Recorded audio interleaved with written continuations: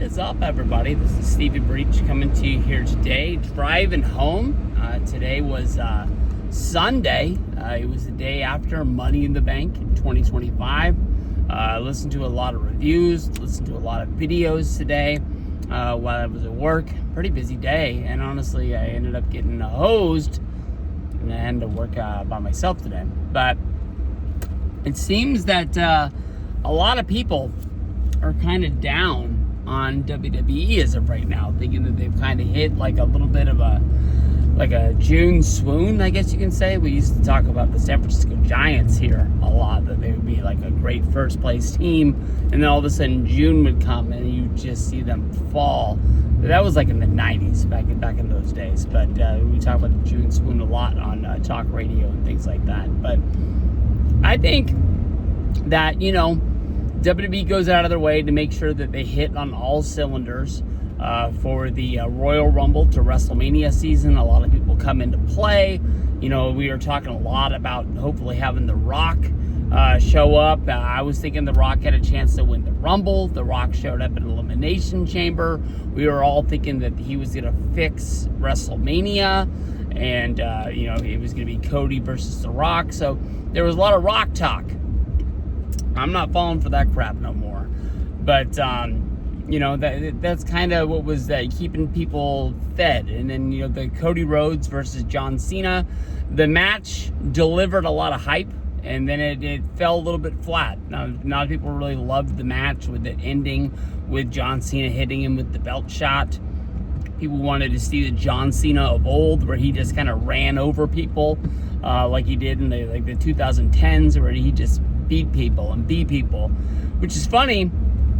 People want to see that now, but back then people said they hated it. People said that we were getting force-fed John Cena. All of a sudden it's the last year of John Cena, until oh, wait a minute, I didn't want this to end. So I'm not sure if maybe it's just people are just checking out, and they're saying WWE, I'll see you, come Royal Rumble next year. There's a lot of fans that do that, and there ain't nothing wrong with that. AEW's coming up on All In, and all of a sudden I'm going to be a big AEW fan for about the next month or so I can watch that show and know what's going on, and then I'll probably just fade out and go back to just watching WWE all the time.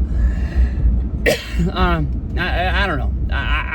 I liked the show, but because I watched that AAA show, I ended up just watching too much wrestling yesterday. And by the end of it, especially during that main event with John Cena, Logan Paul, Jey Uso, and Cody Rhodes, I just was ready for it to be over. And then for some reason, I ended up watching a press conference, hoping that we would get another R-Truth moment, and nothing really happened, and I was really, really bored of that at the end. So next time, not going to watch, I'm going to call it the pre-show, but the AAA Worlds Collide, I won't fall for that. I won't do a double booking. Like WrestleMania, I didn't go to NXT. Pretty much the same thing. So that way I knew I would be hyped and ready to go, once it was time for WrestleMania to start. But tomorrow is going to be a big edition of Monday Night Raw. We've been talking about it for a long, long time, it seems. Gunther was given his rematch, and it was named that he would get it on the Monday Night Raw after Money in the Bank. This reminds me a lot of Rhea Ripley when she felt bad for Io Sky getting cheated in one of her matches. And Rhea Ripley granted Io Sky a rematch, but she said that it would be in 2 weeks, and it would be after the Elimination Chamber. We all thought we were going to get Bianca Belair versus Rhea Ripley, and surprise, surprise, Io Sky ended up winning the match. So I think that the reason why they're hooking us with this championship match on Monday Night Raw of Jey Uso versus Gunther, a WrestleMania 41 rematch, I think a lot of it is going to have to do with what the future of Jey Uso is going to be. And I think that the future of Jey Uso is going to be haunted by Seth Rollins having that Money in the Bank briefcase. There's a few ways that they can really go. At this point, I think they're full steam ahead on Jey Uso. I think they're ready to push him to high heaven. Gunther, one hell of a heel. But the one thing that's really running through my mind as of right now is what if, because of Seth Rollins, Braun Breaker, Bronson Reed, Paul Heyman, what if, Gunther has to have some sort of turn tomorrow and we get babyface Gunther? Something that we've never seen. I don't even know if when he was Walter on the independents, before he came to WWE, before he was in NXT, before he was in NXT UK, was he ever a babyface, or was he just always a menacing, bully heel that was just beating up and choking out baby faces? What would a babyface Gunther be like? And what really scares me is that we might end up with a version of the Big Show. Big giants that are baby faces don't normally just get to walk around and beat up and squash guys. Mark Henry, Big Show, they were used as baby faces on the Raw and SmackDown roster, but it was always this imagery in your mind of when a match was named that they're gonna squash them. You never really saw them squash anybody as baby faces. They would go out there, they would fight. Normally in the end, they would make a mistake. They would trip over their own shoelaces, slip on a banana peel, something to that effect, and then next thing you know, they got beat. And you're thinking of, how can a guy that big get beat? That's what I fear of Gunther being a babyface. He'll go out there and he'll win some matches, but WWE never really has had a babyface that just goes out there and just squashes dudes. They'll get beat down for a while. They'll have to sell and this, that, and the other. Then the art of the match is the comeback and taking it over and hitting your finisher and getting the win. Gunther, in my mind, I think that if he loses this match, it would probably be best for him to sign a deal with I'm getting them mixed up, whoever the SmackDown GM would be. I think that's Nick Aldis. And I think he should, basically switch brands. I don't know if they're really doing the free agent switches as of right now, or if it's always just a contract is up whenever it's up, and it's not really just like a time of the superstar shakeup or anything like that. That would be cool to me if he was able to jump over, and then we could find out what's going on with him. I don't think he needs to be protected where he's just not working or they send him home or anything like that, but they keep talking about 80% of the time that he's been in WWE, he's been a champion.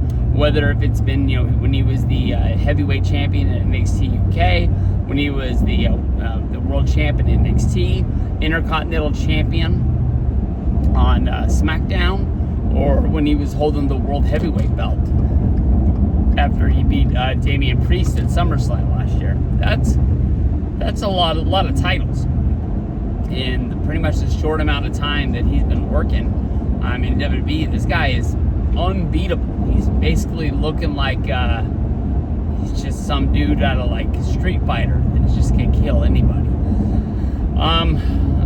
If I had to talk about what I think tomorrow is going to be, I really think that I really thought that Jey Uso was going to come into this match more beat up, more hurt.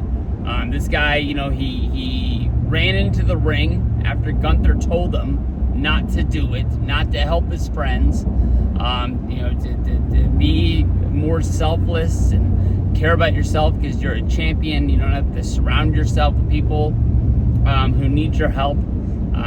So he ran out there and he got in a fight on Monday. He ended up showing up on Friday to hype up Money in the Bank. He wrestled Saturday in Money in the Bank. So this is a guy that's, been fighting since Monday, coming in to defend against Gunther, who I don't think has had a match since WrestleMania 41. I can't remember him wrestling against anybody. Tag match, multi-man. He sort of stayed out of the Money in the Bank qualifiers because he already had a title shot coming his way. So I don't know. I mean, I would love to see Jey beat him, but then I don't want the Money in the Bank to go away this fast. I want to see the chase. So CM Punk, I know he was in LA for the weekend. I was surprised I didn't see him do something at NXT Worlds Collide, whether it was the pre-show, whether if it was some commentary, although the commentary team honestly was very, very good with Graves as well as Conan. Conan did a much better job, honestly, than I thought he would have. I thought he would have took a flight to Afghanistan about halfway and just started coughing and passed out. I used to listen to MLW radio a lot with him and not John Pollock. Gosh darn it, what's the main guy's name from MLW? He used to be a writer for WWE on the creative team. I used to love that podcast, and I think I loved it the most because of that guy. I just can't remember his name. I remember when they said that MLW was going to come back with the original host. That was like 3 years ago, and that never happened. But all right, move on. I forget his name, but they did a really, really good job. But I don't know. When it comes down to that match, I think Jey Uso is going to beat Gunther. And this could go two ways, where Rollins comes out and, Rollins comes out and Gunther has to decide if he's going to actually help Jey or if he's just going to, let these guys run rampant. He's got to think that he's on Monday Night Raw as well. And, it's not impossible to have a heel-on-heel championship match. It's happened before, but it's slim to none. If Rollins gets that belt, he's not getting that belt back. So is he going to help him in turn, or is he going to, fight or flight? But I don't know. I want to see the chase go on longer. Whoever wins these King of the Ring qualifiers becomes the number one contender for SummerSlam. So we could see Rollins be entered into these qualifiers, these four-ways, and he just outright wins the number one contendership. We've seen this before, where he could get a title shot come SummerSlam and have the Money in the Bank as like a guarantee in his back pocket. Should anything go wrong, he could automatically get that rematch, or he could, just cash in as soon as the match ends. So tomorrow's going to be a big one. Nikki Bella is returning. It seems like more people are laughing at that almost than are more excited for it. But I always liked Nikki. She tried hard. And I honestly thought that there was a time when she was Divas Champion, when she was making the most of what she had. And I think her matches got pretty damn good. And so let's see tomorrow, Monday Night Raw, Netflix. Peace out, guys.